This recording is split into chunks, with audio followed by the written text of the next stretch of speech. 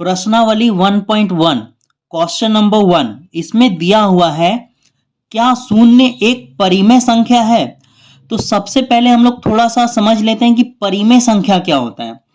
परिमेय संख्या हम लोग उसको बोलते हैं जिसको p बाय क्यू के रूप में व्यक्त कर सकते हैं और q is not equal to क्या होता है 0।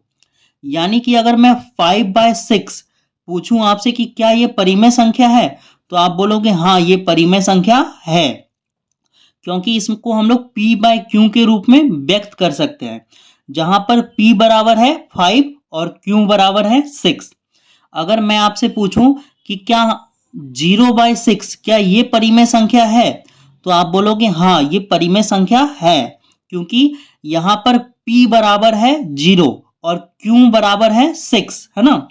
लेकिन अगर मैं आपसे पूछूं क्या 6/0 परिमेय संख्या है तो आप बोलोगे नहीं 6/0 परिमेय संख्या नहीं है, क्योंकि यहां पर p बराबर है 6 और q बराबर है 0, है ना। तो परिमेय संख्या में जो q है वो 0 नहीं हो सकता है, ठीक है, लेकिन p जो है वो 0 हो सकता है, ठीक है। 0/6 परिमेय संख्या है। यदि मैं आपसे पूछूं कि क्या 1 परिमेय संख्या है, क्या 1 परिमेय संख्या है तो आप बोलोगे हाँ ये 1 परिमेय संख्या है। क्यों है? क्योंकि 1 के नीचे अगर कुछ नहीं है तो हम लोग 1 लिख सकते हैं, तो ये परिमेय संख्या बन गया जहां पर p बराबर है 1 और q बराबर है 1। अगर मैं आपसे पूछूं कि क्या 7 परिमेय संख्या है तो आप बोलोगे कि हाँ है, क्योंकि 7 के नीचे अगर कुछ नहीं है तो हम लोग क्या बैठा सकते हैं, हम लोग खुद से 1 को बैठा सकते हैं, ठीक है। तो p बराबर हो जाएगा 7 और q बराबर हो जाएगा 1, तो 7/1 परिमेय संख्या होगा, ठीक है। देखो अगर यहाँ पर हमने 1 बैठाया है ना, अगर 1 से हम लोग किसी भी नंबर को डिवाइड करेंगे तो वही नंबर आएगा, 7 ही आएगा, ठीक है। इसीलिए कोई भी नंबर के हम लोग नीचे 1 अपने से बैठा सकते हैं, ठीक है। तो ये हमारा क्या होगा, परिमेय संख्या होगा।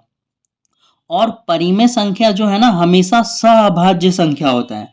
परिमेय संख्या हमेशा क्या होता है, सहअभाज्य संख्या। यदि मैं आपसे पूछूं कि क्या 6/9 परिमेय संख्या है तो आप बोलोगे नहीं है, क्योंकि ये क्या है, सहअभाज्य संख्या नहीं है। इन दोनों का कॉमन फैक्टर है ना, इन दोनों का कॉमन फैक्टर निकलेगा 3, है ना, दोनों 3 का टेबल में आता है, इसलिए ये परिमेय संख्या नहीं होगा, ठीक है। देखो परिमेय संख्या क्या होगा, परिमेय संख्या होगा 2/3। ये परिमेय संख्या है क्योंकि कोई भी ऐसा टेबल नहीं है जिसमें ये दोनों आता हो, ठीक है। तो परिमेय संख्या क्या होता है, सहअभाज्य संख्या होता है। अब देखो क्वेश्चन को फिर से समझते हैं। यहाँ पे पूछा है क्या शून्य परिमेय संख्या है तो आप लिखोगे हाँ, क्या लिखोगे, हाँ शून्य एक परिमेय संख्या है, शून्य एक परिमेय संख्या है, ठीक है, शून्य एक परिमेय संख्या है। क्या आप इसे p/q के रूप में लिख सकते हैं तो हाँ हम लोग इसको p/q के रूप में लिख सकते हैं, ठीक है। तो इसका आंसर लिखोगे हाँ, है ना। हम इसे 0/1 है ना, जहां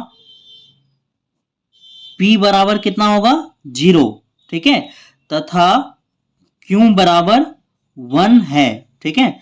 तो 0 भी क्या है, परिमेय संख्या है। किसी भी संख्या के ऊपर 0 हो सकता है, ठीक है, लेकिन नीचे 0 नहीं हो सकता है। तो अब देखो ये जो है ना रफ वर्क है ना, आप लोग यहां से यहां तक सॉल्यूशन में लिखोगे। अब देखो क्वेश्चन नंबर 2, क्वेश्चन नंबर 2 में दिया हुआ है 3 और 4 के बीच में 6 परिमेय संख्या ज्ञात कीजिए। 3 और 4 के बीच में 6 परिमेय संख्या ज्ञात कीजिए। जब भी आपको परिमेय संख्या निकालने दिया जाए, ठीक है, और आपसे जितना भी परिमेय संख्या निकालने दे, जितना भी परिमेय संख्या निकालने दे, आप आंसर लाने के लिए उससे एक बढ़ाकर गुना करना, ठीक है। देखो यहां पर 6 परिमेय संख्या निकालने दिया है ना, तो हम लोग 7 से गुना करेंगे। किससे गुना करेंगे, 7 से। अब अगला क्वेश्चन देखो 3 नंबर में भी हमें परिमेय संख्या ज्ञात करने बोला है। तो कितना परिमेय संख्या ज्ञात करने बोला है, 5 परिमेय संख्या। तो यहां पर हम लोग एक बढ़ाकर 6 से गुना करेंगे। तो अब क्वेश्चन आता है 6 से किसको गुना करेंगे, तो देखो यहाँ पर हम लोग क्या करते हैं, सबसे पहले लिख लेते हैं अंश तथा हर में 7 से गुना करने पर। मैं अभी आपको समझाता हूं। देखो यहाँ पे 6 परिमेय संख्या निकालने बोला है, तो हम लोगों को किससे गुना करना होगा, 7 से। तो आप पहले यहाँ पे लिखोगे अंश तथा हर में 7 से गुना करने पर, 7 से गुना करने पर, 7 से गुना करने पर। देखो 3 जो है ना, ये 3 यहां पे लिख लो। 3 देखो परिमेय संख्या नहीं है ना। 3 को परिमेय संख्या बनाने के लिए नीचे क्या लगाना पड़ेगा, 1 लगाना पड़ेगा, ठीक है। तो अब ये व्यक्त होगा p/q के रूप में। उसी तरह से ये जो 4 है ना, वो 4 के नीचे भी क्या लगाना पड़ेगा, आपको 1 लगाना पड़ेगा। अब ये क्या बन गया, परिमेय संख्या, ठीक है। तो देखो ये जो ऊपर वाला होता है ना, इसको हम लोग अंश बोलते हैं। ऊपर वाले को हम लोग क्या बोलते हैं, अंश, और नीचे वाले को हम लोग बोलते हैं हर, ठीक है। ऊपर वाले को हम लोग बोलते हैं अंश और नीचे वाले को हर, ठीक है। तो अंश तथा हर में क्या करना होगा, 7 से गुना करना पड़ेगा, ठीक है। हम लोग एक बढ़ाकर गुना करते हैं। तो ऊपर नीचे 7 से मल्टीप्लाई कर दो, ठीक है। 3 7 जा कितना होता है, 3 7 जा होता है 21। 1 7 जा कितना होता है, 7। अब इसको भी ऊपर नीचे 7 से मल्टीप्लाई कर दो। देखो 4 7 जा होता है 28। 1 7 जा होता है 7, ठीक है। तो देखो इन दोनों परिमेय संख्याओं के बीच में जो है ना, 6 परिमेय संख्या निकालना था। तो देखो हमारा 6 परिमेय संख्या निकल गया। आंसर लिखोगे, देखो 21/7 है और यहाँ पर 28/7 है। तो आंसर आपका आएगा 22/7, 23/7, 24/7, 25/7, 26/7। कितना परिमेय संख्या हो गया, काउंटिंग करो, 1 2 3 4 5, है ना। एक और लिख लो 27/7, ठीक है। तो ये हमारा आंसर निकल गया, ठीक है। अब क्या होगा कि ये आंसर जो है बुक से नहीं मिलेगा, है ना। बुक में ये आंसर आपका नहीं मिलेगा। क्यों नहीं मिलेगा, क्योंकि दो संख्याओं के बीच में लाखों करोड़ों परिमेय संख्या होती है, ठीक है। यदि मैं आपसे पूछूं कि बताओ 6, है ना, यहां पे हम छोटा सा रफ वर्क करते हैं, ठीक है। मैं आपसे पूछूं कि 6 और 7 के बीच में कितनी संख्याएं हैं, तो आप क्या बताओगे कि इसके बीच में कोई संख्या नहीं है। लेकिन इन दोनों संख्याओं के बीच में लाखों संख्याएं हैं, है ना। कैसे लाखों संख्याएं हैं, इन दोनों के बीच में देखो ये होगा 6.001 होगा, है ना। कोई और अगर बोलना चाहे तो बोलेगा 6.3, कोई और बोलना चाहे तो 6.420, है ना।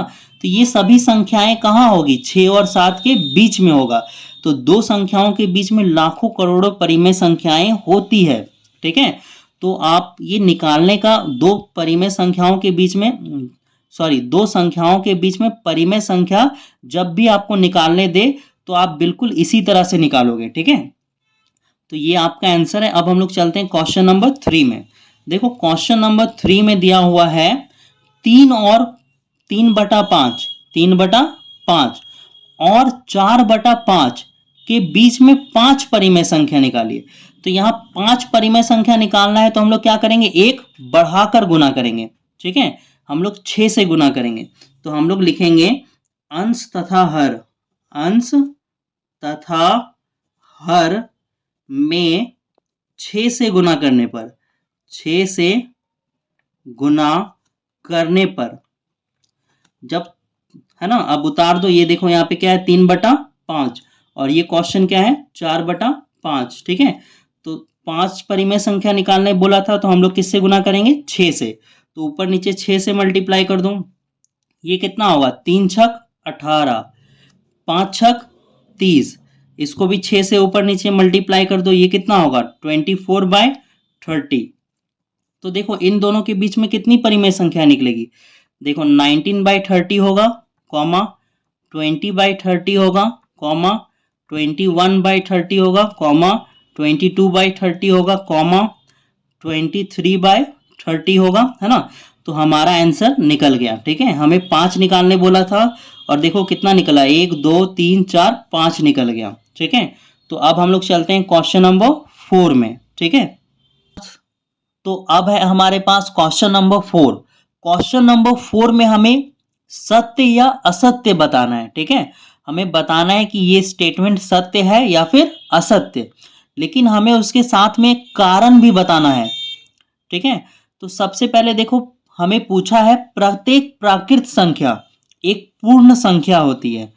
तो सबसे पहले मैं आपको रिवीजन करवा देता हूं कि प्राकृत संख्या क्या होता है और पूर्ण संख्या क्या होता है। तो देखो हमारे पास यहाँ पे दिया हुआ है प्राकृत संख्या। प्राकृत संख्या यानी नेचुरल नंबर। जब भी हम लोग गिनती स्टार्ट करते हैं ना, तो किससे स्टार्ट करते हैं? 1 से। 1 2 3 4 5 6 7 8 9। लेकिन प्राकृत संख्या नेचुरल नंबर अभी अधूरा है। ठीक है, अभी क्या है? अधूरा। अगर हम लोग 10 लिखना चाहें तो नहीं लिख सकते, हम लोग 100 लिखना चाहें तो नहीं लिख सकते प्राकृत संख्या का इस्तेमाल करके, क्योंकि प्राकृत संख्या में जीरो नहीं है ना। तो देखो जीरो जो है ना पूर्ण संख्या में आता है। किस में आता है? पूर्ण संख्या में। 0 1 2 3 और ये कहां तक जाता है? इन्फिनिटिव, अनंत तक जाता है। ठीक है, तो संख्या जिससे मिलके पूरा होता है, संख्या जिससे मिलके पूरा होता है उसे हम लोग क्या कहते हैं? पूर्ण संख्या।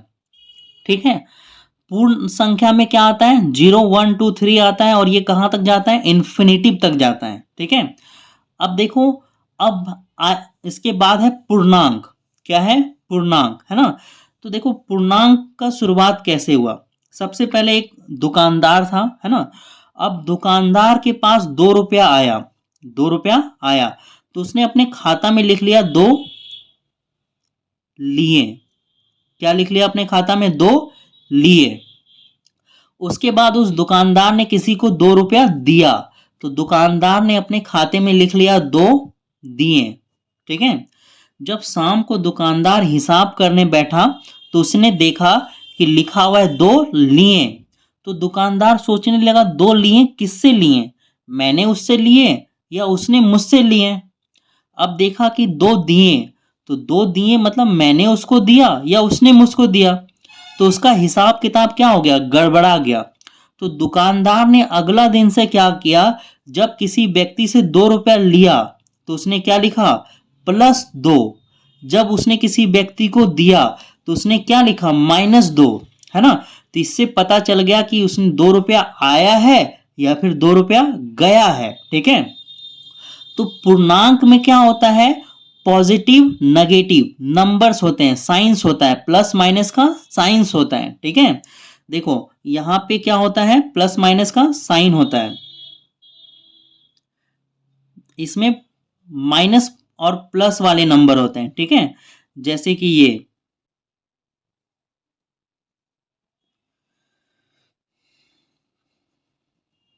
ठीक है, वैसे प्लस वाले नंबर के आगे साइन नहीं लगता है, प्लस वाले नंबर के आगे साइन नहीं लगता है। फिर भी मैंने आपको बताने के लिए लगा दिया है कि पूर्णांक में क्या होता है? साइन माइनस वाले नंबर भी आते हैं, है ना। अभी तक माइनस वाला नंबर ऊपर नहीं था, लेकिन पूर्णांक में माइनस वाला भी नंबर ऐड हो जाता है। उसके बाद देखो हम लोग बात करेंगे परिमेय संख्या का, क्योंकि इसमें क्वेश्चन में फिर परिमेय संख्या पूछा है। तो परिमेय संख्या आप लोग पहले से जानते हो कि जिसको हम लोग p/q के रूप में व्यक्त कर सकते हैं। और q क्या होना चाहिए? 0 नहीं होना चाहिए। अगर हम लोग 5/0 लिखेंगे तो क्या ये परिमेय संख्या होगा? नहीं होगा, क्योंकि q जो है ना वो 0 नहीं होना चाहिए। p 0 हो सकता है, अगर 0/5 लिखेंगे तो ये हो सकता है परिमेय संख्या। ठीक है, और परिमेय संख्या सअभाज्य संख्या होता है। ठीक है, अगर 8/16 पूछा जाए कि क्या ये परिमेय संख्या है तो ये नहीं होगा, क्योंकि ये सअभाज्य संख्या नहीं है। इन दोनों का कॉमन फैक्टर है, ये दोनों एक ही टेबल से कट जाएगा, 8 के टेबल से कट जाएगा, तो ये परिमेय संख्या नहीं होगा। ठीक है, परिमेय संख्या क्या होगा? 1/8, ये परिमेय संख्या होगा। ठीक है, इसका सअभाज्य संख्या कॉमन फैक्टर नहीं है। तो चलो आगे देखो क्वेश्चन नंबर 1। इसमें क्या बताना है कि ये सत्य है या फिर असत्य है, और बताने के बाद कारण के साथ, है ना, अपना उत्तर लिखना है आपको। तो पूछा है प्रत्येक प्राकृत संख्या किससे स्टार्ट होता है? 1 2 3 4। तो क्या सभी प्राकृत संख्या पूर्ण संख्या होता है ना। तो देखो जितना भी प्राकृतिक संख्या है, जितना भी प्राकृतिक संख्या, ये सभी पूर्ण संख्या है। 1 भी पूर्ण संख्या है, 2 भी है, 3 भी है ना, 4 भी होगा। तो जितना भी प्राकृतिक संख्या है ना वो पूर्ण संख्या होता है ना, सभी पूर्ण संख्या होता है। तो क्या प्रत्येक प्राकृतिक संख्या पूर्ण संख्या होता है? तो आंसर लिखोगे हाँ। क्या लिखोगे? हाँ। और यहां पे लिखोगे पूर्ण संख्या के संग्रह में, पूर्ण संख्या के संग्रह, पूर्ण संख्या के संग्रह में सभी प्राकृतिक संख्या आते हैं। प्राकृत बोलो या फिर प्राकृतिक बोलो, दोनों एक ही है। प्राकृत संख्या होते हैं। ठीक है, तो ये आपका, आप यहाँ पे हाँ नहीं, आपको सत्य लिखना था। क्या लिखना है? सत्य लिखना है। तो यहाँ पे मैं सत्य कर देता हूँ, सत्य। ठीक है, अब देखो 2 नंबर में दिया हुआ है प्रत्येक पूर्णांक, प्रत्येक पूर्णांक पूर्ण संख्या होता है। तो प्रत्येक पूर्णांक पूर्ण संख्या होता है, तो इसका आंसर आप लिखोगे असत्य। क्योंकि प्रत्येक पूर्णांक में देखो, प्रत्येक पूर्णांक में क्या होता है? माइनस वाला भी संख्या होता है। तो क्या ये जो वाला पूर्णांक पूर्ण संख्या है? नहीं है, है ना। प्रत्येक पूर्णांक पूर्ण संख्या नहीं होता है, क्योंकि पूर्णांक में माइनस वाला नंबर होता है और पूर्ण संख्या में माइनस वाला नंबर नहीं होता है। तो आप इसका आंसर क्या लिखोगे? असत्य। क्या लिखोगे? असत्य। ठीक है, और आप अपने उत्तर का कारण लिख दोगे। क्या लिखोगे? पूर्णांक में धनात्मक एवं ऋणात्मक, धनात्मक एवं ऋणात्मक दोनों संख्याएं होती हैं, दोनों संख्याएं होती हैं, जबकि